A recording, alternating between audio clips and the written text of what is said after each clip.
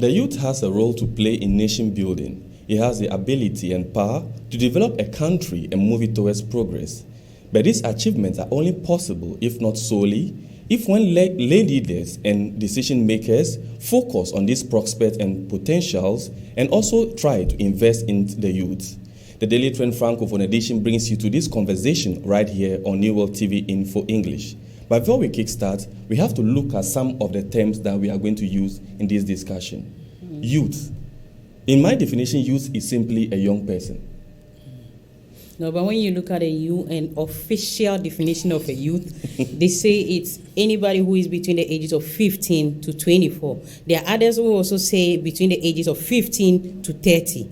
But I don't know if there's a rule or an exact definition for who has to be a youth, because I'm sure after 35, you are aging. Exactly. Some people, yes, as you said, it's the U.S. Government, or the U.S. in general, they define the youth as somebody who is between 15 and 24. Mm-hmm. But we can also see there is a general definition of youth. So it depends on the situation, or it depends on the case that we can consider. But if not to put a particular age bracket on definition of youth, wouldn't it be prudent to say the youth is the stage between childhood and adulthood? Because in certain countries, for example, when you're at the age of 15, let's say 16 is the legal age for certain countries. Yeah. In some countries, at the age of 12 alone, you are allowed to make certain decisions on your own. Exactly. So would you say at that point you are not considered a youth because by certain criteria of definition you are not a youth? No, I don't think at the age of 12 you can be considered a youth, because at that age, last time when I made a research, I think in Mexico or Paraguay, those parts of America, they have a certain age that maybe to us it's abnormal, because at the age of 12 somebody can even get married. Sure. And is considered as a matured person. Exactly. But looking at the UN, since the UN takes care of the youth and also the children, looking at the definition of the UN, it has to at least fall between the 15 to probably 30. For that age, at least you're a little bit older, you're a little bit matured in certain ways that certain decisions can be taken on your own. Exactly. And probably when there's any consequence after, you can bear it yourself. When you take, for example, the example of Africa, or let me say especially Togo, before be considered as a youth, you must be aged for 18. Yes, at least, yes. 18. No, but so with that age, it's the legal age for you to be able to make certain decisions on your own. Exactly. But when we are considering youth, especially looking at situations where, like she said, in certain countries in the Americas, 12 is okay for people to get married. But when you are considered as a youth, it's not solely marriage or taking legal decisions. It's looking at the way where you can partake in maybe in community or probably in building. When I'm 10 years and let's say, I remember I once went to the village. I was around the age of 10. I'm sure looking at the definition, 10, you are not a youth. Yes. But they used to do this communal labor. There will be a gong beater who cries every morning. Exactly. And yes, I was at the age of 10 and I participated. So does it mean at the age of 10, I'm now a youth? Considering what you said, as in, by the age of 10, you can partake. No, that's why I have been saying that it depends on the community. So there is not a specific definition or a general definition that you can attribute to say, for example, if you are at the age of maybe 14 or whatever you are, right. You still be. But that is why I actually said that. If that is the case, then we can identify or accept with me that the definition of youth should be put as a stage between, let me say, the early development stage of a person and the maturity stage of the person. Because even if you are 10 years old, it's probably because you are mature. You understand that you can partake in a community. Exactly. It is not also to mean that you are limited by the age. So I don't really believe we should put an age group in terms of when we are regarding to someone as a youth, because when you are you are a citizen first of all, and then you are a youth because you want to contribute to the development of your nation. So you only become a youth when you contribute to the development of a nation. Yes, because you have a role to play. It's just like parents. So when I'm a child, I don't have let's say from 1 to 12 or maybe 10, I don't have a role to play. You have a role to play, but not nationwide. You can play minimal roles even in your family, in your schools, in your church. And I'm not considered a youth. At that moment, no. No, please, there is something that we want to lay emphasis on it. Okay. For example, in my village, there is a day, for example, each 7 day or each 5 days, you have to. There is something that you call by public duty, Okay. whereby women and the children, they will come out and they sweep maybe or the whole village. Yes. And this one at that time, maybe whether you are 5 years or you are 6, you partake. So, But those ones are, should I say, elementary or basic things that they are teaching you as a child to grow to become a youth. Because that's why I said the early development stage of a person to the stage of maturity. So if at that early stage you are not considered a youth because you are necessarily partaking, but because you are constituting to the growth of a nation, you can be referred as a youth. So you are not limited just by your age group, because my argument is about the age group.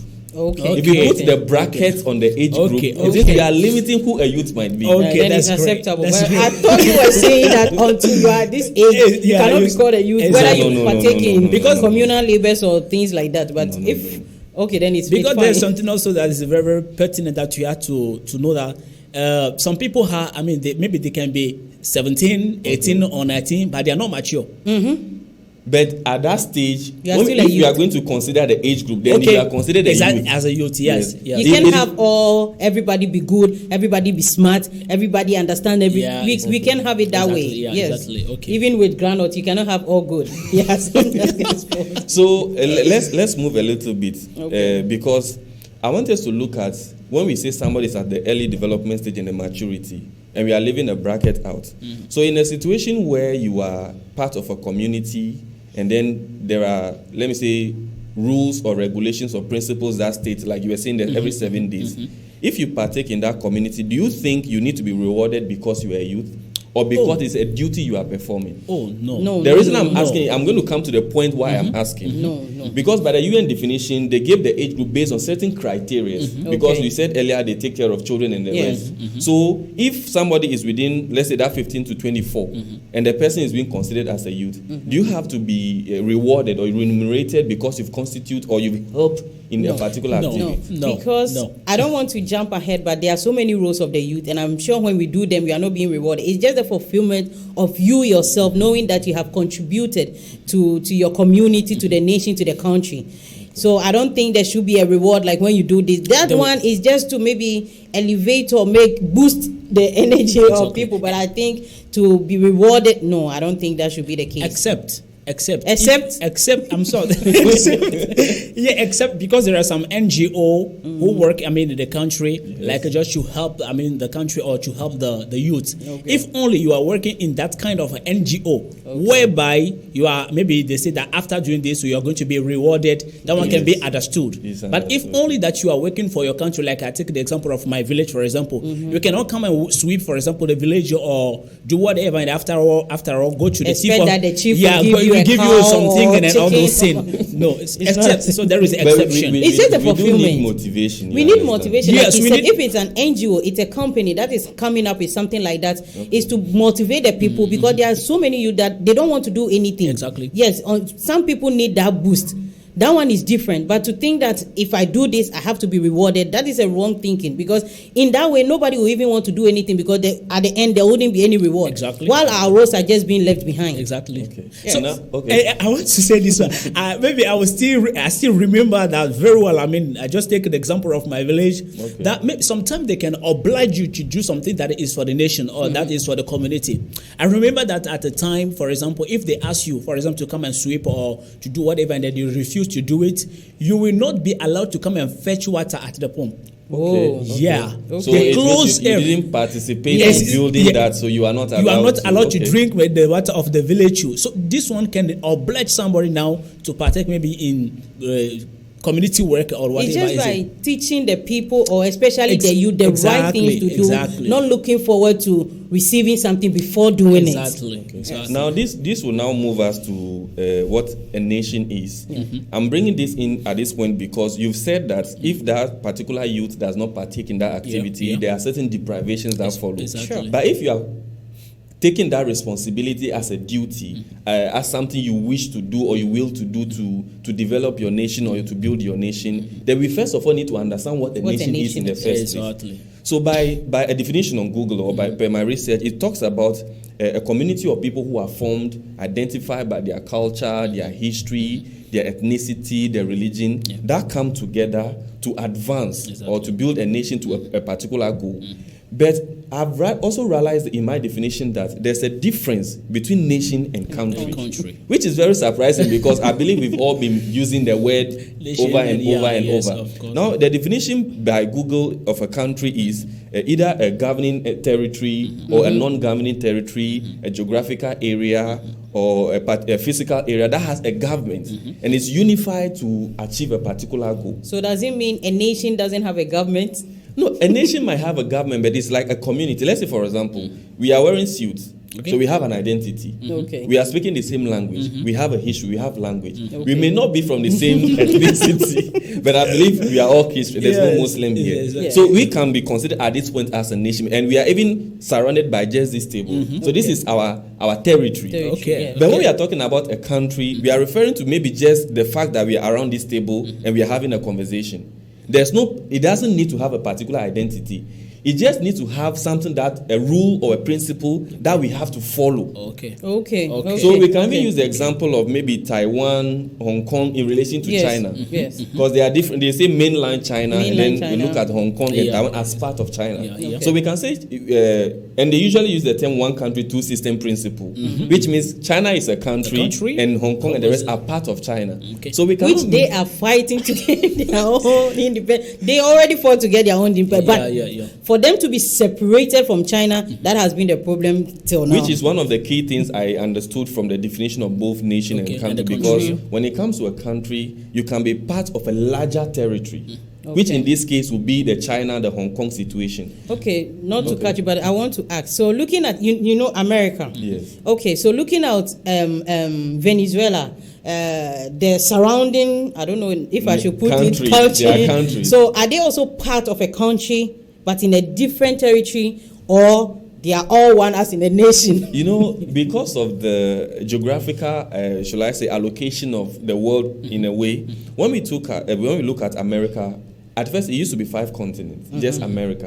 Now it has been divided into 2. So we have the North and the South America.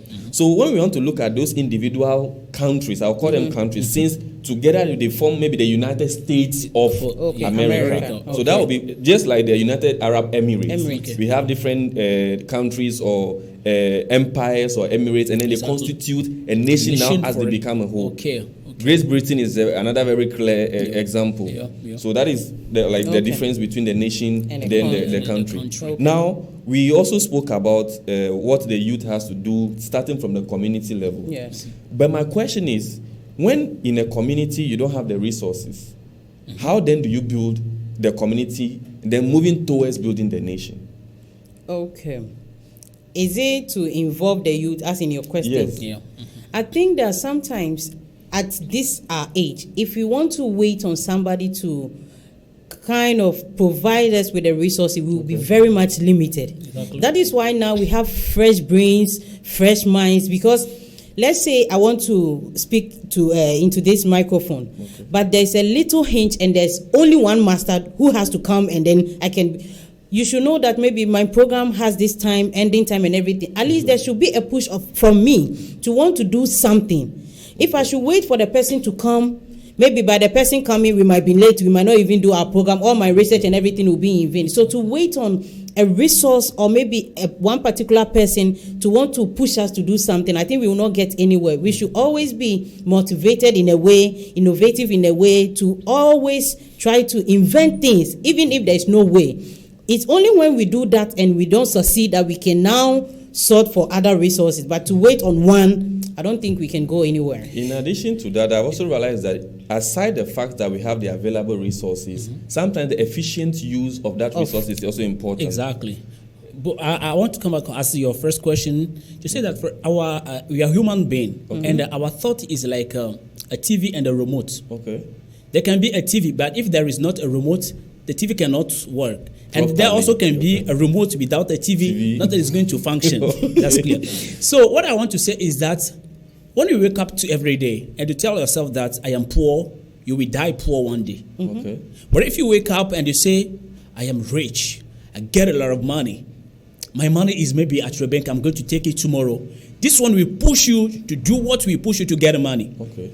So if, for example, there is a country with youth that don't have any resources, as she said it, what we better do or what maybe our responsible must do, or what ourselves we must do, is that we must change our thought. We must start thinking positively. We have not to forget that some years ago, China could not be considered as a country. But today, you cannot compare yourself or any country to China. The second leading country or economically wealthy country in the world. Yes, I know you guys are really enjoying the topic, and you at home is also enjoying the topic. But let's go for this quick break. We'll be right back. Okay.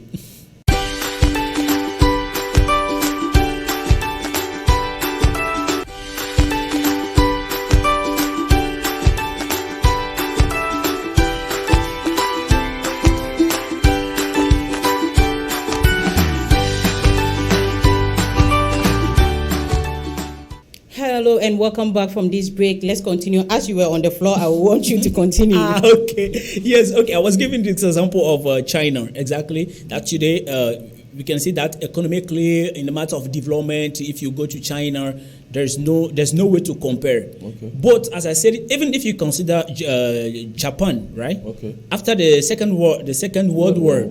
There's nothing there in Japan. You cannot go there and you cannot will even to go to Japan. But today you cannot consider yourself to Japan or whatever. So it means that if there's nothing, you must create it by yourself. Sure. But I also want us to look at some of the things that we can identify to say that, okay, this youth or this nation is building itself. One of the other things we are talking about is education. Sure. Because in certain countries, they prioritize education to the extent that maybe when you take the youth of a particular country, because globally right now, Africa constitutes 19% of the global population of the youth. Exactly. And then when we look at Africa itself, it has about 18% of the youth population in Africa. But when we talk about maybe education, in certain countries, we can agree that the number of youth in schools or in training centers are very high.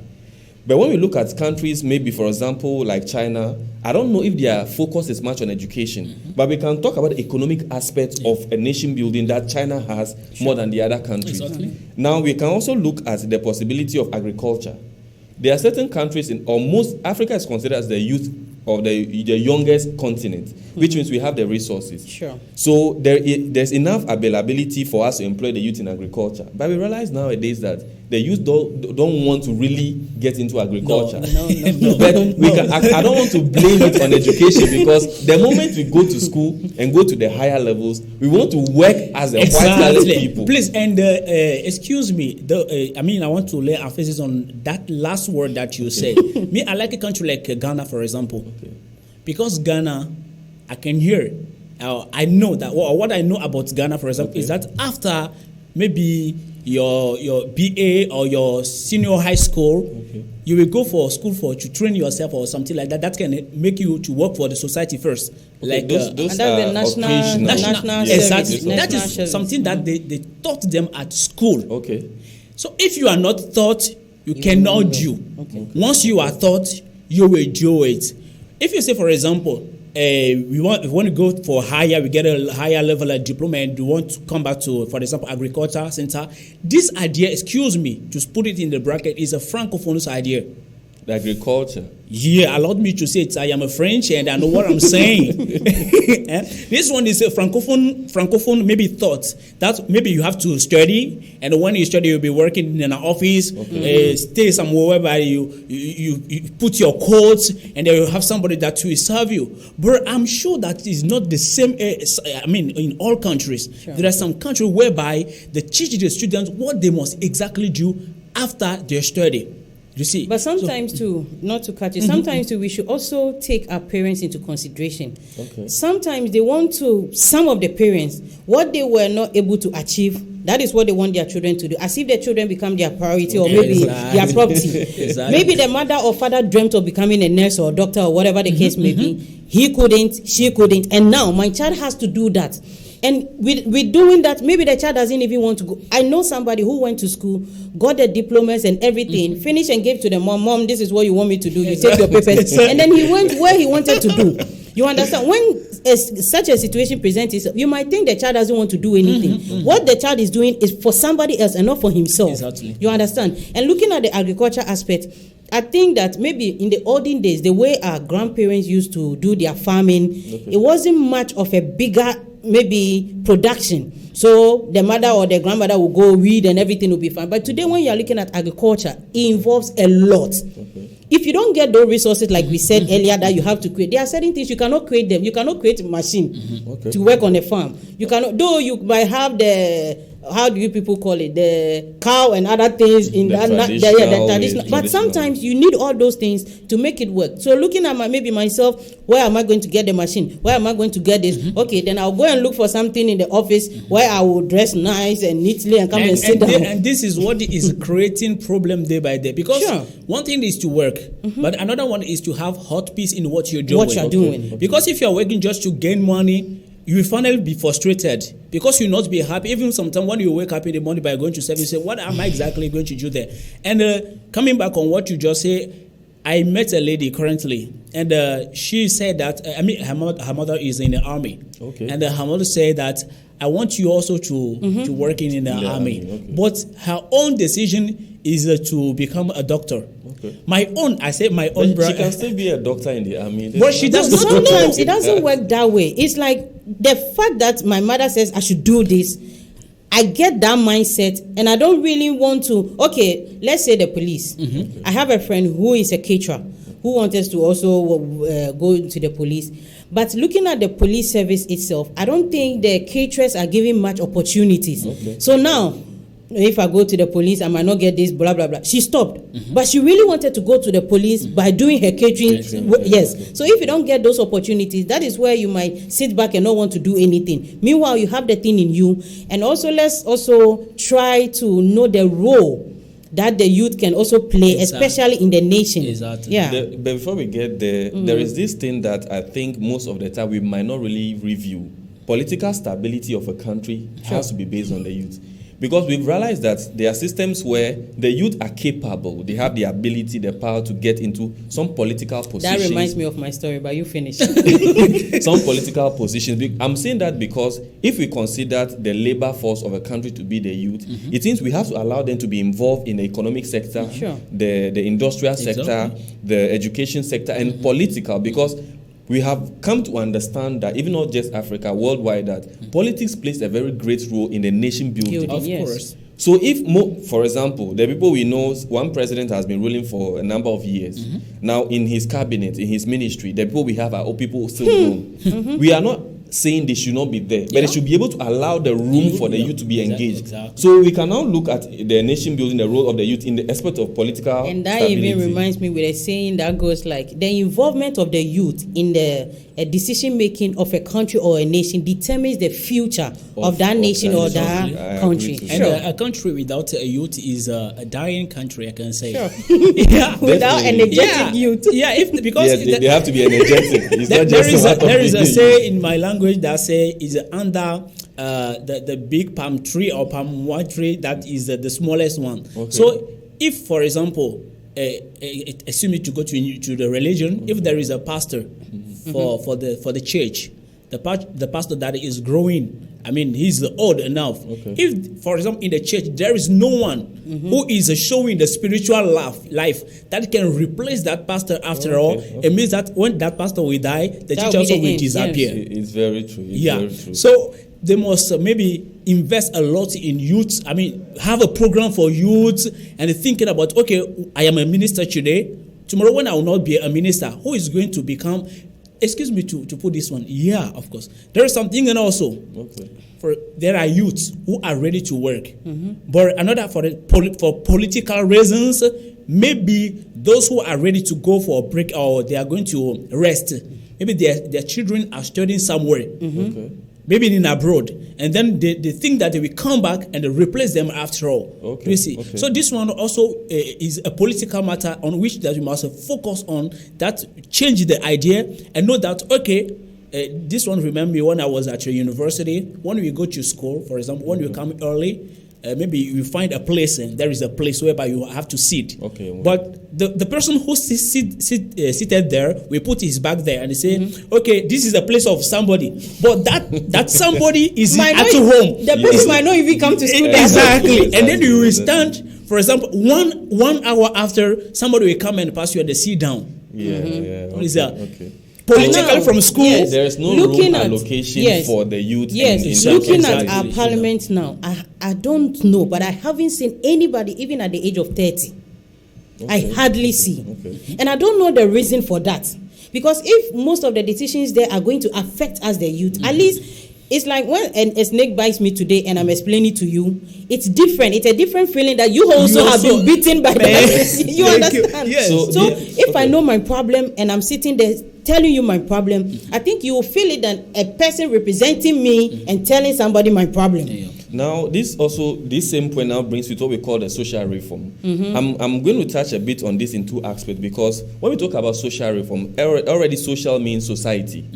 So if we youth in a particular society are demanding for maybe inclusion in politics, inclusion in agriculture, and we have people that we have elected to represent us in parliament or in key positions, and they are Excuse me, let me ask this question. Why is there a specific age for a president?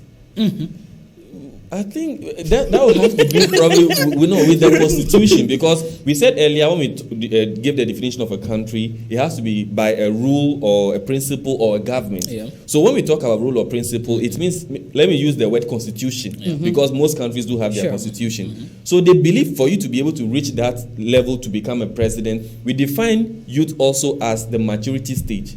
But the age group, like I said earlier, is what is putting the bracket on it. So if you want 35, I'm people believe you are not grown enough or matured enough to be able to be a president. No, how do you identify my growth or my maturity by my size or my age? Let me take that point from the social reform I said. If in a community, we are youth in the community, and we want particular reform, a change, maybe every 1 month we want a project to be established in the community. Every 2 months this project. If we are actively involved in that project, it means we can get things done. But when we put leaders or people who are above us, who might even be youth or not, and they are not implementing those reforms in our societies, it's still going to affect us.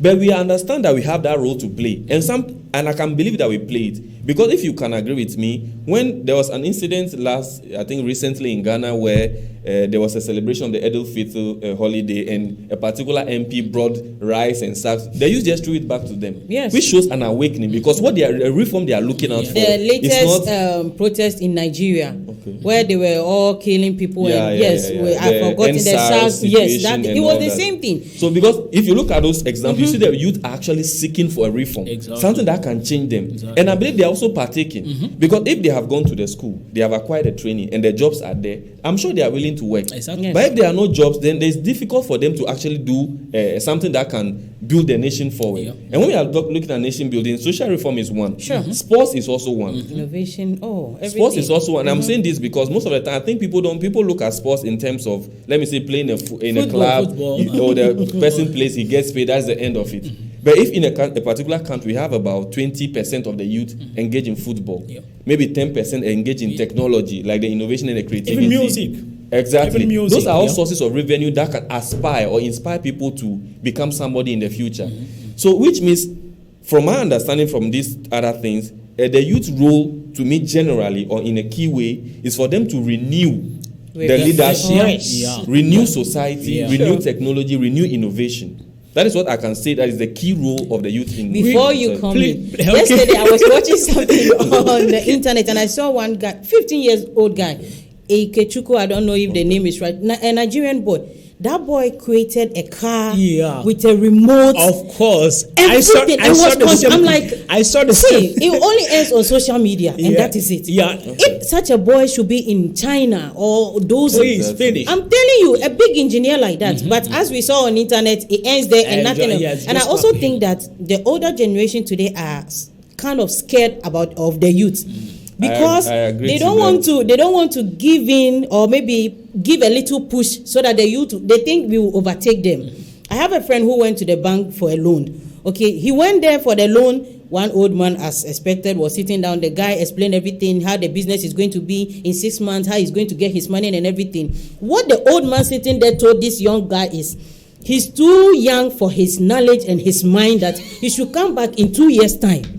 How do you put limitation on somebody's intelligence? How does a nation grow if that is the mentality? How is that possible? And there is a said also.